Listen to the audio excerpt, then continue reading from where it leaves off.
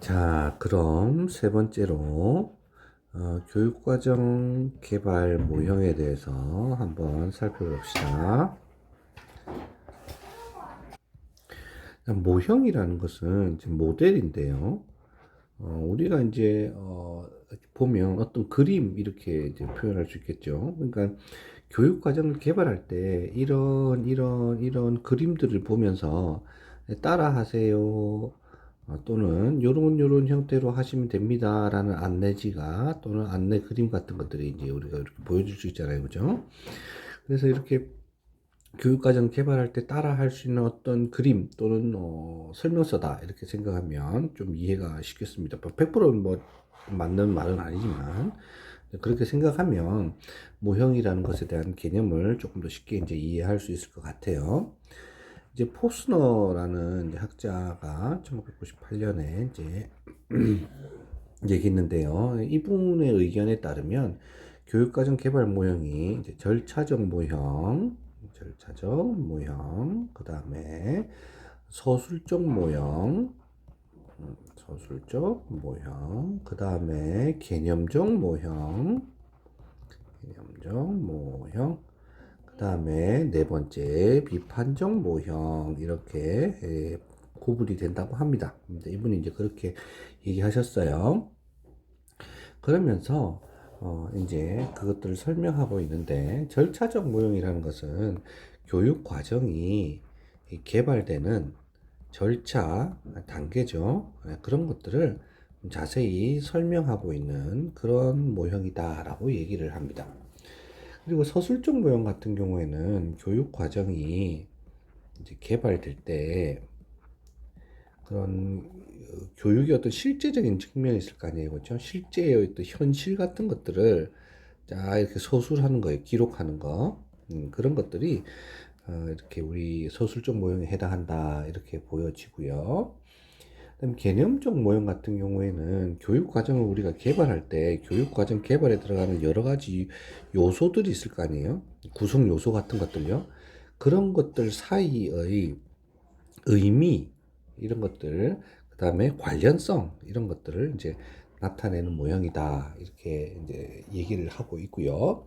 비판적 모형은 뭐냐면 교육 과정이 누구에게 이익이 되는가 그걸 이제 밝히는 게 비판적 모형이다 하는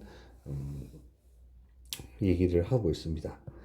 그러면서 이제 여기에 절차적 모형에는 타일러 모형이 대표적이다라고 얘기를 하고 서술적 모형에는 워커 모형이 대표적이다라고 얘기를 하고 그 다음에 개념적 모형에는 존슨 모형이 등장을 하고 그 다음에 비판적 모형에는 프레이리의 모형이 이제 등장을 합니다.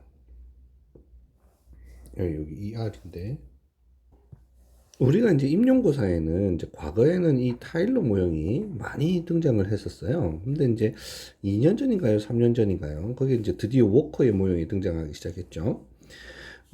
타일러 모형을 우리가 이제 절차적 모형이다 이렇게 이제 부르기도 하고요. 기술적 모형이다 이렇게 부르기도 합니다. 근데 이때 기술은 이제 뭐를 쓴다 이런 의미기도 하죠. 서술하고는 좀 다릅니다.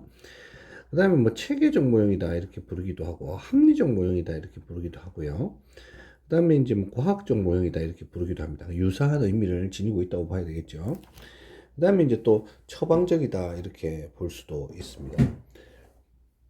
처방적 모형이다 이렇게 볼 수도 있고요. 그 다음에 이제 그 워커의 모형은 이제 수기 모형이다 이렇게 부릅니다. 그러니까 상세한 내용들은 이제 나중에 가서 뭐 수기 모형이나 절차 기술적 모형이나 이런 것들을 타일러나 워커의 얘기를 들어가면서 조금 이제 설명을 하도록 하겠습니다. 또 이제 교육과정 개발 모델을 이렇게 이제 비교하기도 하지만 또 다른 의미에서는 이제 교육과정 개발 모형을 그 모형이 가진 어떤 성격 또는 특성에 따라서 또 구분을 하기도 합니다. 보통은 이제 이렇게 많이 이제 구분들을 하기도 합니다. 이렇게 해당 내용을 보면 이제 첫 번째는 처방적이고 기술적인 모형이 있습니다. 처방적 기술적 모형이 있고요. 그다음에 이제 두 번째 모델 같은 경우에는 연역적, 그다음에 귀납적 모델이 있습니다. 모델이 있고요. 세 번째는 이제 순차적, 그 다음에 상호작용적 모형으로 우리가 이제 구분을 할 수 있습니다. 이때 이제 처방적 모형이라는 것은 뭐냐? 우리 약 처방 이제 봤잖아요, 그렇죠? 처방적 모형이라는 것은 약 처방에 있는 것처럼 교육 과정을 이제 개발하는 사람들이 개발자라고 부르죠. 교육 과정 개발자들이 고려해야 될 고려해야 할 어떤 규칙 같은 것들이라든지 또는 절차 같은 것들이라든지 이런 것들을 이제 쭉 그 설명하고 있는 그런 모델이 처방적 모델이라고 할 수 있습니다. 그다음에 이제 기술적 모델은 뭐냐? 그러면 기술적 모형은 교육과정을 개발할 때 여기 참여하는 사람도 있잖아요. 그렇죠? 교육과정 개발하는 참여자들, 그러니까 개발자들이라고 볼 수 있겠죠. 교육과정 개발자나 참여자들이 한 활동이 있을 거 아니에요. 그렇죠? 이 사람들이 하는 활동을 있는 그대로, 있는 그대로 묘사해서 글로 쓴 것들을 기술적 모형이다. 이렇게 얘기합니다. 연역적 모형은 우리가 보통 일반적인 것에서 특수한 것으로 이렇게 기술하는 것을 연역적이다라고 표현하잖아요. 그렇죠?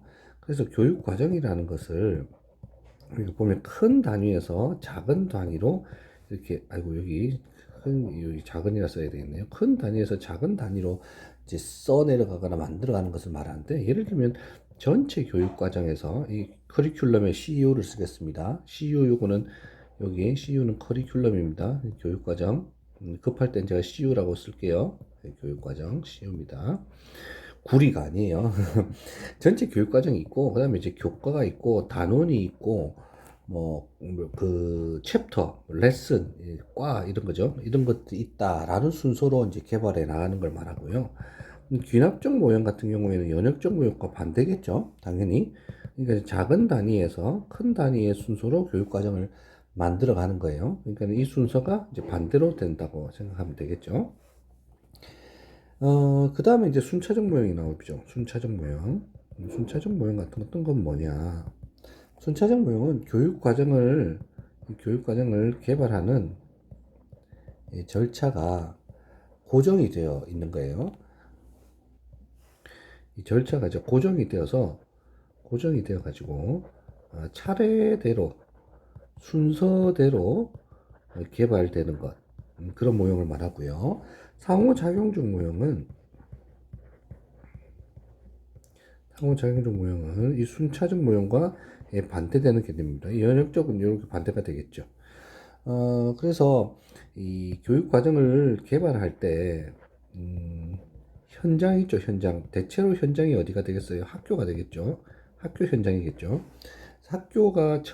현장이 처한 상황에 따라서 절차가 이제 그 융통성 있게 바뀌는 거예요. 융통성이 변화되는 거. 그런 것들을 우리가 상호작용적 모형이다라고 부를 수 있습니다. 근데 이제 교육과정을 사실상 이렇게 개발하려고 하는 사람들은 여러 가지 개발 모형 중에서 하나를 딱 이렇게 만들어서 하기도 하고요. 또는 기존의 것들을 참고하기도 하고, 또 여러 가지 모형들을 좀 융합해서 쓰기도 하고, 이렇게 다양하게 활용들 합니다. 그리고 이제 세상에 뭐 그 어떠한 이론도 사실 장점과 단점을 다 가지고 있죠. 교육과정 개발도 마찬가지입니다. 뭐 어떤 하나가 절대 불변의 진리라서 이것이 뭐 마치 바이블이라서 꼭 이렇게 해야 된다 이렇게 얘기할 수는 없고요. 각각의 교육과정 개발 모형들이 각기 다른 장점과 단점을 이제 가지고 있습니다. 그래서 한 가지 기준을 가지고 이 모형이 좋다, 이 모형이 나쁘다 이렇게 얘기하기는 좀 곤란한 측면이 있는 거죠. 그래서 이제 구체적으로 교육과정 개발 모형을 우리 교육과정 개발 모형의 성격이나 특성에 따라서 분류한 자료들을 좀 보면서 어떠한 모형들이 있는지를 좀 한번 살펴가 보도록 하겠습니다. 우리 교재에서는 교육과정 개발 모형으로 이제 소개하고 있는 게 기술 절차 모형, 수기 모형, 구성주의 모형 이렇게 이제 세 가지를 이제 소개하고 있죠. 그럼 이 세 개의 모형이 전부 다인가? 그렇지는 않습니다. 뭐 다른 모형들도 많은데 전통적으로 이 세 가지 모형에 대해서는 여러분들 좀 배워둘 필요가 있고 또 아주 많이 등장하고 아주 기본이 되기 때문에 이런 내용들이 이제 등장을 하는 겁니다. 우리가 좀 쉽게 설명을 하자면 이렇죠. 이제 기술 절차적인 건 뭐냐? 아까 여기 기술이란 게 어떻게 설명이 되었죠? 그러니까 이제 그 교육 과정을 개발하는 사람들이 개발하면서 실제로 하는 활동을 이렇게 잘 묘사해 놓은 것이 기술적이라고 했죠. 그럼 절차적인 건 뭐죠? 교육 과정을 개발하는 어떤 단계, 어떤 과정이 상당히 스텝 바이 스텝으로 이렇게 이루어진다 하는 게 절차적이다라고 볼 수 있죠. 수기 모형은 뭐냐? 깊이 있게 의논하는 겁니다. 의논하는 거. 그게 수기입니다. 그러면 누가 깊이 있게 의논하겠어요? 교육과정을 개발하는 사람들이랑, 그 다음에 교사랑, 학생이랑, 지역사회랑, 이렇게 교육과정과 개발되는 많은 사람들끼리 모여가지고 깊이 있게 의논을 하면서 만들어가는 게 수기 모형이다라고 할 수 있겠죠. 그럼 구성주의 모형은 뭐겠어요? 구성주의 모형은 보통 보면 그 교육과정을 개발할 때 이렇게 이제 교과의 논리나 교과에서 꼭 가르쳐야 되는 지식의 구조나 이런 것들로 이제 전통적으로 시작하는데 이 구성주의 모형 같은 경우에는 교사나 학생, 교육이 일어나는 곳에서의 주체가 되는 사람들이죠. 교사와 학생의 삶에 대해서 삶에서부터 교육과정을 개발하는 형태가 이제 취해집니다. 최근에는 이 구성주의 모형으로 교육과정을 개발하려는 시도들이 많이 일어납니다.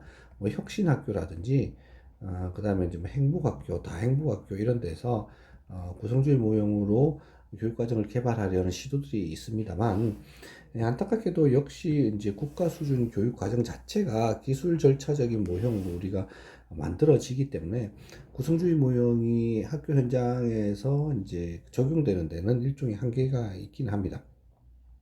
어쨌든 간에 기술 절차 모형이나 수기 모형, 구성주의 모형 같은 것들이 이제 교육과정 개발 모형에서 등장하는 대표적인 어떤 이론이다라고 생각을 하고 좀 디테일하게 들어가 보죠. 기술 절차 모형에서 우리가 가장 먼저 이제 등장하는 게 타일러 모형입니다. 타일러 모형. 타일러 모형 외에도 여러분들이 찾아보면 뭐 타바 모형이라든지 뭐 여러 가지 교육과정 개발 모델들 중에 기술 절차적인 모델들이 이제 등장을 합니다. 그 중에서도 단연코 가장 우리가 관심을 기울여야 되고 여러분들이 알아야 되는 기본적인 것은 타일러의 이론입니다. 타일러는 그 교육과정과 수업의 기본 원리라는 책을 이제 쓰셨는데요. 이 책은 아주 교육과정 분야에서는 뭐 기본이 되는 책이죠. 이게 이제 타일러의 저서들, 교육과정과 수업의 기본 원리라는 책을 보면 그 내용이 많지도 않아요. 좀 얇은데요. 그 중에서도 이제 그 책의 절반을 차지하는 게 수업의 목표와 관련된 얘기들이 많이 기술되어 있습니다. 근데 타일러가 교육 과정이나 수업을 만들려고 할 때, 즉 교육 과정을 개발하려고 하면, 교육 과정 개발을 하려고 하면 네 가지 활동이 필요하다라고 얘기합니다. 그러니까 네 가지를 지켜야 된다, 네 가지 원리다, 또는 네 가지가 포함되어야 된다, 뭐 이런 의미라고 볼 수 있겠죠. 그 첫 번째가 뭐냐면 학교나 수업 또는 이 교육 과정이 달성하려고 하는 달성하려는 목표는 무엇인가 이렇게 묻습니다. 목표는 무엇인가? 아주 중요한 질문입니다. 목표를 분석하는 것부터 시작이 되죠. 두 번째는 이 목표를 달성하려면 어떠한 학습 경험을 제공해야 되는가 이렇게 얘기를 합니다. 근데 우리가 이제 이 학습 경험이라고 해서 뭔가 경험 중심이나 구성주의 모형으로 이제 착각할 수 있는데 사실은 이게 무엇을 가르쳐야 하는가 어떤 교과 내용이나 지식과 관련된 측면이 강하다라고 봐야 됩니다. 그래서 목표를 달성하기 위해서 어떠한 학습 경험을 제공해야 하는가 하는 것이 이제 두 번째 질문이고요. 세 번째는 이렇게 우리가 선정된 학습 경험이 있을 거 아닙니까? 그렇죠? 이런 학습 경험을 어떻게 조직할 건가 하는 것을 말합니다. 우리가 이제 여기서 보면 이 부분을 나중에 교육과정 선정이라고 본다면 이 아주 중요한 단어입니다. 교육과정 선정 뒤에서 나옵니다. 이 부분이 이제 교육과정 조직이라고 볼 수 있습니다. 조직. 이 아주 중요한 단어입니다. 교육과정을 조직하는 거. 그 그 다음에 이제 네 번째가 뭐냐면, 이렇게 목표가 이렇게 학습 경험을 조직하고 나면 목표가 달성되었는지 어떻게 확인할 거냐, 어떻게 알 수 있느냐 하는 것들을 얘기합니다. 이게 결국 뭐와 관련되죠? 평가와 관련되는 얘기죠. 그러면 여기도 잘 보셔서 아시다시피 이 평가가 뭐와 관련되죠? 목표와 직결이 되죠. 그래서 즉 평가라는 것은 목표의 달성 여부를 확인하는 것이므로 결국 평가는 목표와 같은 의미를 지니게 됩니다. 그래서 목표와 평가가 같은 의미를 지니게 된다라고 이제 우리가 볼 수 있고요. 전통적으로 보는 이제 수업의 구조에서 여기서 빠진 게 뭐죠? 여기서 빠진 게 우리가 봤던 교수 학습 방법이 빠져 있죠, 그렇죠? 방법이 빠져 있습니다. 이 부분을 제외하면 이 틀이 매우 유사하게 볼 수 있죠. 이게 목표, 내용, 그죠? 방법은 여기 빠져 있고 방법, 평가 이런 순서로 되어 있죠, 그렇죠? 그래서 전통적으로 우리가 수업이라는 것을 짠다고 할 때 목표, 내용, 방법, 평가의 순서로 수업이 짜여진다라고 표현을 하는 것이나 아까 우리 저기 국가수준 교육과정 봤잖아요, 그렇죠? 국가수준 교육과정 볼 때 국가수준 교육과정도 성격, 목표, 내용, 방법, 평가 이렇게 돼 있었잖아요, 그렇죠? 이렇게 돼 있었다는 게 자체가 이렇게 아주 단계적이고 절차적인 것들을 볼 수 있죠. 이러한 것들이 나와 있다는 것 자체가 타일러의 영향을 상당히 많이 받은 것이다. 기존의 이런 수업이라는 것이, 기존의 교육과정이라는 것이 타일러의 영향을 상당히 많이 받은 것이다. 라고 우리가 이제 이해할 수 있겠죠. 그래서 각각의 이제 내용들이 이제 좀 중요하게 이제 설명이 되는데요. 보면, 여기 옆부분, 여기 좀 더 설명해 나갈게요. 그럼 목표를 우리가 뽑아내려면 어떻게 해야 되느냐. 이 목표는 교육 철학과 교육 심리, 여기서는 학습 심리에 좀 더 해당 많이 할 텐데요. 의 영향을 받는다라고 얘기합니다. 그리고 이건 또 누구의 영향을 받아야 되냐면, 당대 사회 있죠. 지역 사회, 그 당대 사회, 그 교육과정을 개발하는 당대 사회의 어떤 요구나 모습, 그리고 더해서 학습자의 학습에 대한 요구, 그리고 교과 전문가의 이해도가 필요하다라고 얘기를 합니다. 이렇게 얘기를 하는 걸 딱 보면, 교과 전문가 얘기가 딱 등장하는 것을 보면 결국 이것들도 교과 중심, 그 다음에 교과 지식 중심, 그리고 아주 전통적인 의미를 가지고 있죠. 전통적 의미, 이런 것들을 우리가 가지고 있다라고 볼 수 있습니다. 이렇게 해서 이제 목표가 추출되고 나면, 목표가 추출된 것으로부터 학습 경험이 선정이 되는 거죠. 학습 경험이 선정되고, 그 다음에 조직되고, 평가가 이루어진다. 이렇게 이제 우리가 얘기를 합니다. 그렇기 때문에 이러한 모형들은 이제 어떤 느낌을 주죠? 1단계, 2단계, 3단계, 4단계 이렇게 가니까, 1단계 지금 하고 있으면 다음에 2, 3, 4가 나온다는 것을 알 수 있죠. 그렇죠? 그렇기 때문에 이게 예측 가능합니다. 예측 가능성이 있죠. 다음 단계에 뭐가 나온다라는 걸 알 수 있기 때문에 이게 상당히 처방적이다라고 볼 수 있습니다. 누가 무엇을 어떻게 해야 되는지를 딱 알려주는 거잖아요. 그렇죠? 그 다음에 이거 보면 이제 교과에서 단원에서 해당 과로 이렇게 이어진 형태이기 때문에 이런 모형은 대개 이제 연역적 모형에 해당한다고 볼 수 있죠. 그 다음에 이제 이렇게 순서를 가지고 있으니까요. 순차적 모델이다 또는 절차적 모델이다 이렇게도 볼 수 있을 겁니다. 이렇게 우리가 타일러의 모형이 있음에도 불구하고 이 모형이 가진 특징 중에 하나가 뭐냐면 이 네 가지 순서가 반드시 또 이렇게 돼야 되냐. 타일러는 또 꼭 그렇다고는 하지 않았습니다. 2번 먼저 하고 1번 하고 그다음 3번 하고 4번 해도 된다. 이렇게도 이제 얘기들을 하기도 하는데요. 어쨌든 뭐 타일러의 의견에 의하면 이렇게 이제 이루어지는 것이 가장 바람직하다라고 얘기들을 합니다. 이런 타일러의 모형이 가진 이제 특징 중에 하나는 이렇게 처방적이고 절차적이고 연역적이기 때문에 국가 수준 교육 과정을 짜는 것에서부터 담임 선생님들이 짜는 교실 수준이나 교사 수준의 교육 과정을 짜는 데까지 상당히 많이 영향을 미칠 수 있는 일반적이고 또 표준화된 어떤 형태를 지니고 있기 때문에 적용해서 쓰기 쉽고 초보 교육과정 개발자들도 쓰기 쉬운 그런 모델이다라고 볼 수 있겠죠. 그리고 이제 타일러는 제한된 어떤 자원 속에서 가장 효과적인 교육과정을 개발하는데 상당히 관심을 가지고 있었기 때문에 또 실용적 모델이다 이렇게도 볼 수 있을 겁니다. 그럼에도 불구하고 이 타일러 모형은 탈정치적이다라는 비판을 면하기는 이제 어렵습니다. 교육과정 개발이라는 것이 교육과정 개발하는 사람, 또 실행하는 사람, 어떤 교육과정과 개발되는 많은 사람들의 합의, 그 다음에 갈등의 해결, 이런 것들이 좀 들어가야 하는데, 그러니까 교육과 관련된 여러 이해 관계자들, 이해 당사자들의 합의와 토의, 토론을 통해서 교육과정이 개발되는 것이 좋은데, 그렇지 않다라는 단점을 가지고 있는 거죠. 예를 들면 부산에서 이루어져야 하는 교육과 서울에서 이루어져야 하는 교육이 같을까요? 다를 수 있겠죠. 한국에서 이루어지는 교육, 미국에서 이루어지는 교육, 아프리카에서 이루어지는 교육도 다 다르겠죠. 그것처럼 그 사회나 그 교육이 적용되는 곳의 어떤 문화적 배경들, 이를테면 계급이나 인종이나 성별이나 사회 불평등이나 이런 것들이 반영이 되어야 되는데 그런 부분에서 조금 이제 부족한 면이 있다라고 우리가 볼 수가 있겠습니다. 그래서 이후에 이제 1990년대나 2000년대에 들어오면서 타일러 모형을 두고 타일러 모형을 지지하는 사람들이나 또는 타일러 모형을 비판하는 사람들 사이에서 상당히 많은 그런 논의들이 있다라는 것을 우리가 알 수 있습니다.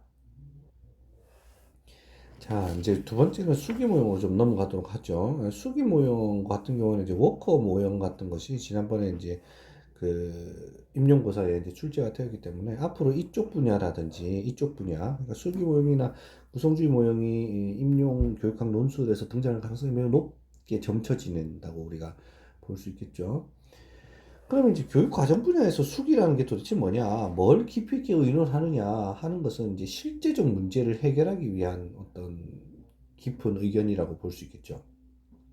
그래서 교육 또는 교육 과정과 관련된 어떤 집단 이해관계자들, 집단이 처한 어떤 문제 상황들을 해결하고 또 그런 것들에 대한 해결책을 만들어서 서로 비교 검토하고 대안을 만들어 가고 하는 과정에서 가장 최고의 어떤 행동 방향, 선택 방향 이런 것들을 밝혀 나가는 것이 이런 수기 모형이다라고 볼 수 있습니다. 이제 수기 모형에서 가장 이제 중요하게 봐야 될 것이 앞에 이제 워커 얘기도 했지만 워커라기보다는 슈왑 쌤이죠. 슈왑 선생님이 프랙티스라는 책을 쓰셨는데요. 이게 1, 2, 3, 4권까지 제가 알기로 이제 나와 있는 것 같아요. 이분은 이제 과학 철학이나 과학 교육 그리고 이제 교육과정 분야에 상당히 큰 업적을 남기신 분입니다. 사후에도 상당히 이제 초점이 맞춰지고 있는데요. 예, 프랙티스가 아니고 이제 우리 교재 보니까 더 프랙티컬이라고 이제 표현이 되어 있죠. 프랙티컬 이렇게 표현되어 있습니다. 그런데 이 부분을 보면 우리가 조금 이제 구분을 해볼 필요가 있는데요. 수압이 이제 어떻게 주장을 하냐면, 교육 과정이라는 것이, 그러니까 학교나 교육 현장에서 가르쳐야 하고 배워야 하는 그런 교육 과정 내용이라는 것이 실제적인 것이어야 한다.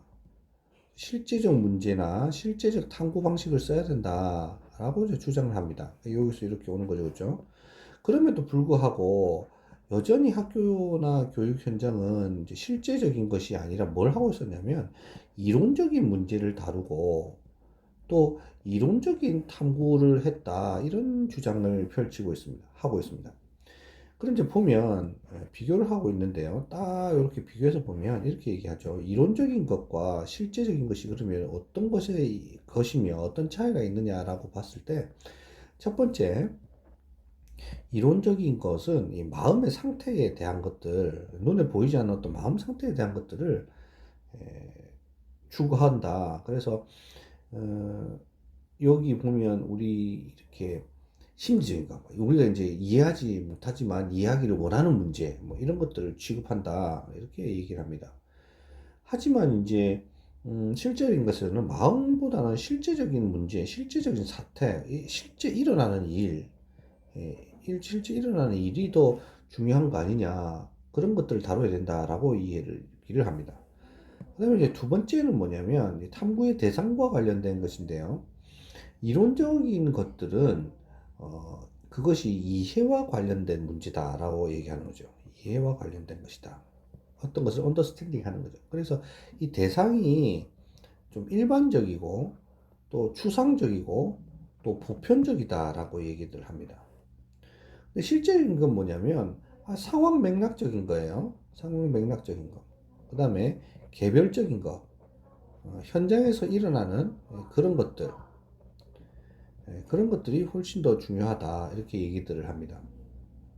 그 다음에 이제 세 번째는 뭐냐면 이것을 공부해가는 방법인데, 이건 이제 연역적 방법이라든지 또는 귀납적 방법 같은 것들을 이제 많이 동원해서 쓴다. 하지만 그렇게 연역적 방법이나 귀납적 방법의 논리를 쓸 것이 아니고, 깊이 있게 의논을 해야 된다. 서로 관계자들끼리. 그래서 수기를 해야 된다. 토론을 해야 된다. 이야기를 주고받아야 된다. 그런 방법들이 필요하다. 이렇게 얘기를 합니다. 그래서 결국 이론적인 부분에서는 지식이라든지 설명이라든지 이런 것들을 중요하게 간주하지만 여기 실제적인 부분에서는 그렇지 않고 문제를 해결하는 행동이나 또는 문제 해결의 결과 같은 것들이 더 중요하게 여겨진다라고 얘기를 합니다. 그러면서 우리가 이제 슈왑 선생님 같은 경우는 교육 과정에서 중요한 게 어디냐, 이쪽 부분이다. 이쪽 부분이 훨씬 더 중요하다라고 얘기를 합니다. 그래서 이쪽 부분들을 중심으로 뭘 짜야 된다고요? 교육 과정을 그렇게 짜야 된다라고 얘기를 합니다. 그래서 이제 이런 내용들 안에 보면 프랙티컬 안에 이제 설명들을 하고 있죠. 그래서 프랙티컬 원에서는 뭐라고 설명하고 있냐면 교육 과정의 변화를 위한 협의회가 구성이 돼야 된다라고 얘기를 하죠. 그리고 이제 수기 과정이라는 것이 문제 발견, 대안 제시 이렇게 필요하다라고 하죠. 문제를 발견하고 발견된 문제에 대한 대안을 만들어내는 것이 교육 과정에서 상당히 필요한 일이다라고 얘기들을 합니다. 그 다음에 이제 수업은 이제 프랙티컬 2에서 절충적 기회의 성격을 구체적으로 얘기를 하면서, 절충적 기회라는 게 뭐냐 하면 다각적인 어떤 접근, 다각적인 객관 이런 것들이 필요한데, 먼저 이론 학습하고 그걸 바탕으로 교육 현장을 바라보면서 이론을 조정하고 이런 단계들을 지속적으로 이제 검토해 나가는 것이 필요하다라고 얘기들을 합니다. 그 다음에 이제 그 프랙티컬 3에서는 수기를 하기 위한 집단 구성에 대해서 이제 구체적으로 얘기를 하는데요. 여기서 이제 조금 원이 조금 더 많이 발전이 됐다고 볼 수 있겠죠. 그래서 여기서 이제 교과라든지 또는 학습자라든지 그 다음에 환경이라든지 교사라든지 교육과정 개발이라든지 이런 것들을 경험한 대변인들이 참석을 해서 같이 교육과정을 개발해 나가는 것이 필요하다라고 얘기합니다. 이제 교과 전문가 같은 경우에는 교과의 대변인이 되겠죠. 아동 전문가는 학습자를 대변하는 사람이 될 테고, 환경을 대변하는 사람에 대해서는 이제 직접적으로 제시를 하지는 않았다고 합니다. 그다음 교사 대변인은 교사 집단을 대변하는 사람이 될 테고요. 교육과정 전문가는 교육과정 개발의 경험 있는 사람을 이제 대변하게 되겠죠. 그 다음에 이제 프랙티컬 4에서는 이제 뭐를 강조했냐면 구성원의 역할에 대해서 보다 좀 상세하게 기술을 했는데요. 교과 같은 경우에는 학문적 성격이 존중될 필요가 있다고 하고, 학생들이 교육과정 개발에 직접 참여해야 된다, 뭐 이렇게 얘기들을 이제 했습니다. 그리고 교장이나 지역사회 인사 같은 경우에는 학교 안팎의 교육 환경을 대변하는 역할들을 좀 맡아가야 되는 게 필요하다고요. 현장 교사들이 교육과정 수기 과정에 직접적으로 참여해야 되고, 그다음에 교육과정 전문가가 수기를 이끄는 의장 역할을 맡는 것이 좋겠다라는 얘기들을 했습니다. 이게 이제 실증적으로 실제로 증명이 되도록 한 사람이 이제 워커의 모형입니다. 그래서 이게 워커가 이제 아주 중요하게 부각이 됩니다. 1970년대까지 이제 1970년대부터 이제 쭉 그 활동들을 하셔가지고요. 이제 그 우리 교재가 쓰여질 당시만 해도 미국 스탠퍼드 대학의 명예 교수님으로 재직하고 이제 계셨다고 하죠. 그래서 교육과정과 목적이라는 책을 이제 쓰셨는데요. 자연주의적 교육과정 개발 모형을 개발한 분이다 이렇게 얘기되기도 합니다. 그래서 이 모형 같은 경우에는 96쪽에 잘 설명이 되어 있기 때문에 서로 보면서 내용들을 조금 이해하시면 좋겠다 하는 생각이 들고 있습니다. 구성주의 모형 같은 경우에는 피아제나 비고츠키 같은 어떤 인식론적 발달 이론, 그 다음에 실용주의 철학, 그 다음에 지식사회학, 해석학, 특히 이제 해석학 같은 것들에 영향을 많이 받죠. 그 다음에 이제 포스트 모더니즘, 네, 영향도 받고요. 그 다음에 이제 인지주의 이론 중에서도 뭐 구성주의 인지 이론 같은 것들 또는 사회적 인지 이론 그런 것들의 영향들을 좀 받죠. 이런 것들을 보면 이제 행동주의라든지 논리 실증주의 같은 경우에는 인간을 이제 객관적으로 또 보려고 하고 그 인간을 행동 자극에 따른 반응을 하는 어떤 존재로 이제 보죠. 행동주의라든지 그다음에 이제 논리주의라든지 또 실증주의가 이제 그런 것들의 영향이 좀 있죠. 하지만 이제 이런 것들을 좀 거부하고 구성주의는 지식이라는 것이 이제 환경과의 상호작용을 통해서 습득이 된다라고 이제 얘기를 합니다.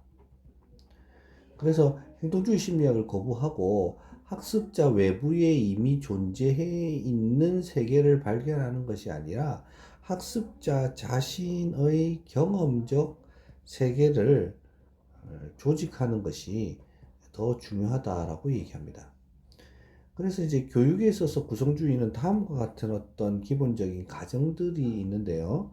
지식이라는 것은 개인의 경험을 기반으로 한다라는 겁니다. 그래서 나중에 보면 구성주의 모형은 개인의 경험, 개인의 인식 이런 것들 아주 중요하게 다루고 있는 것을 알 수 있는데요. 두 번째는 학습자라는 존재는 자기가 이미 알고 있는 지식 있죠. 이게 이제 뭐죠? 스키마 같은 거죠. 스키마 같은 것들을 활용을 해서 자신이 의미를 능동적으로 구성한다 이렇게 표현을 합니다. 그 다음에 세 번째로 교육 과정이라는 것은 그러면 어떤 의미를 지니느냐 했을 때 미리 정해진 어떤 가르쳐야 되는 내용들의 목록을 쭉 나열하는 게 절대로 중요한 게 아니고 특정한 학습 결과를 만들어내는 데 필요한 활동 또는 특정한 학습 결과를 만들어내는 데 필요한 상호작용 이런 것들이 아주 중요하게 여겨집니다. 그렇기 때문에 특정한 학습의 결과에 주목을 가지고요.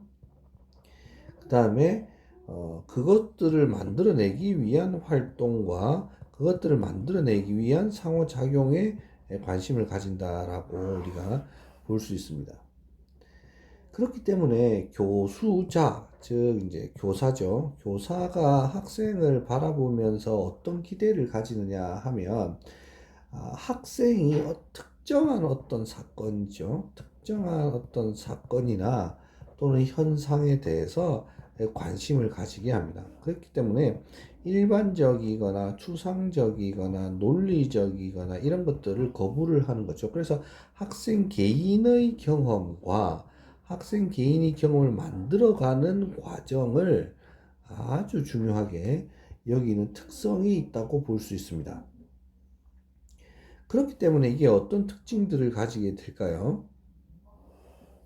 그렇기 때문에 이 구성주의가 이제 뭘 그러면 강조하는가, 구성주의가 무엇에 이렇게 관심을 두는가 하는 것들을 보면 학습자가 그러면 스스로 학습을 구성하고 만들어 가야 되니까 학습자의 어떤 적극적인 참여가 상당히 중요하게 여겨지겠죠. 그리고 학습자가 참여하면서 어디에 초점이 맞춰지냐면 학습자의 인지적 갈등에 상당히 초점 맞춰집니다. 그 인지적 갈등은 당연히 피아제의 이론하고 이제 연결이 되겠죠. 그 다음에 학습자가 스스로 학습을 경험한 것들을 구성해야 하고 자기가 스스로 만들어 가야 되니까 학습자가 어떻게 해야 되겠어요? 스스로 자신을 돌아볼 수 있는 성찰의 기회를 충분히 제공하고 중요하게 여깁니다.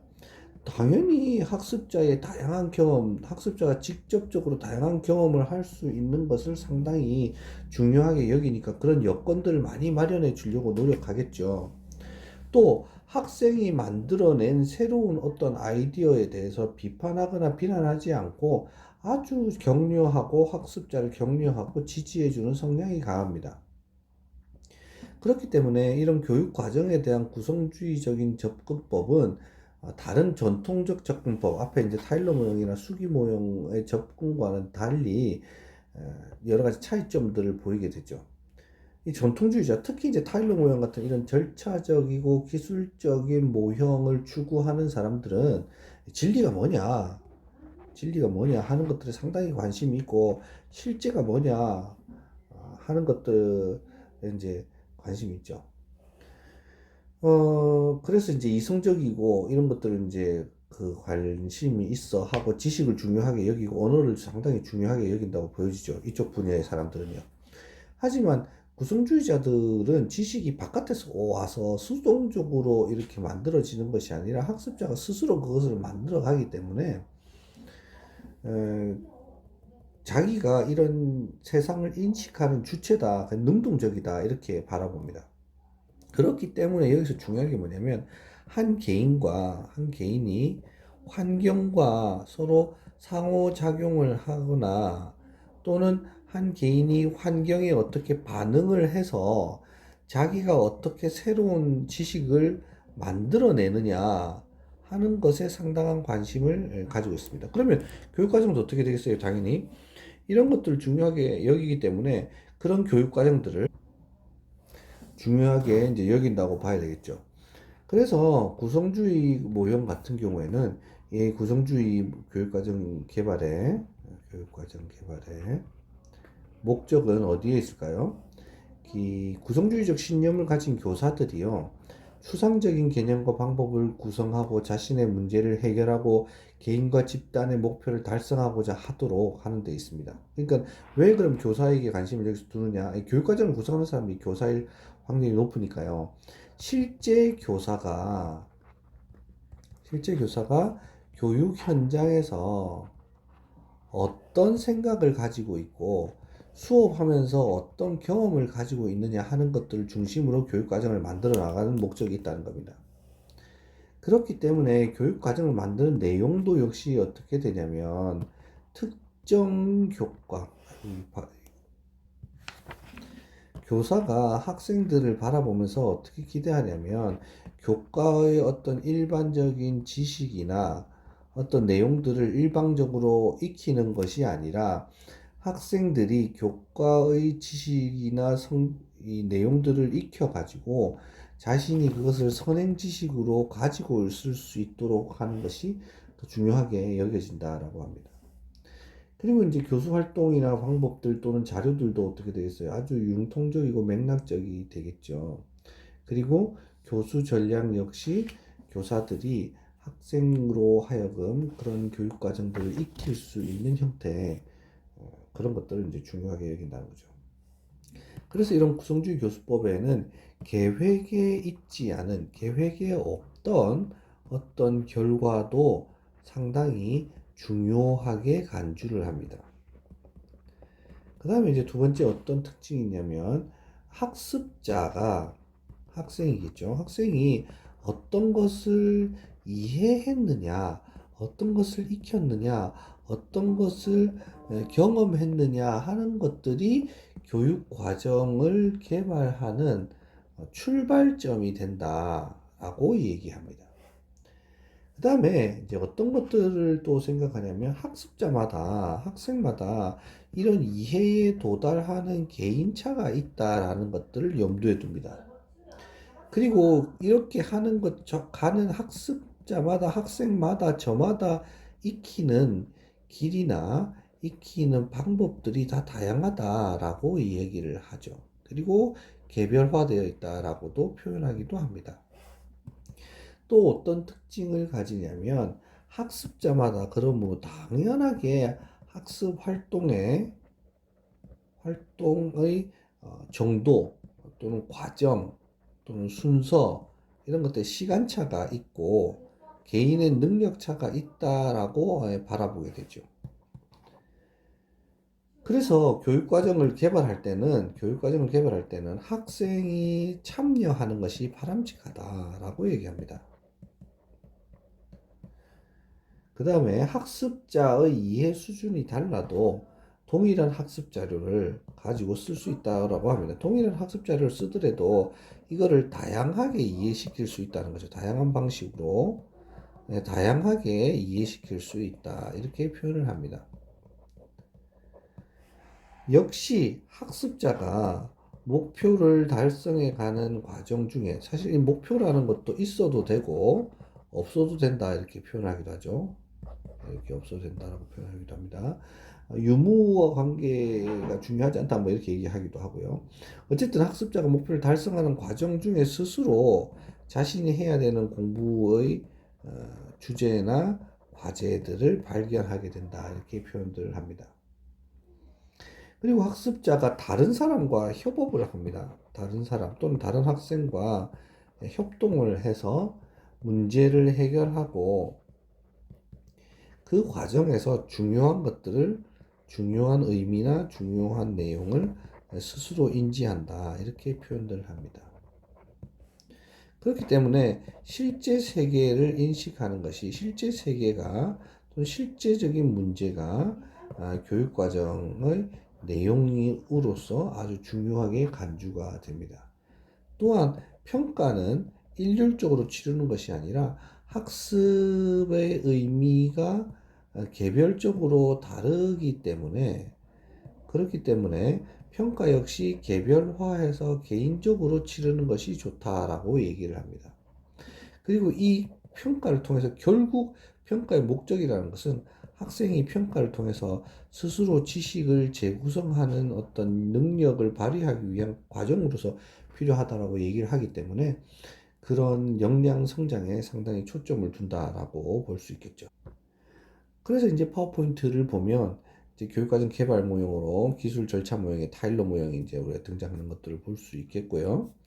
이런 것들은 우리 교재에 나오는 것처럼 사회 분석, 학습자의 요구, 교과 전문가의 견해에 따라서 교육 철학, 교육 심리의 바탕 위에 교육 목표 설정, 학습 경험의 선정, 학습 경험의 조직, 그리고 평가에 이르는 일련의 과정을 거친다라고 볼 수 있습니다.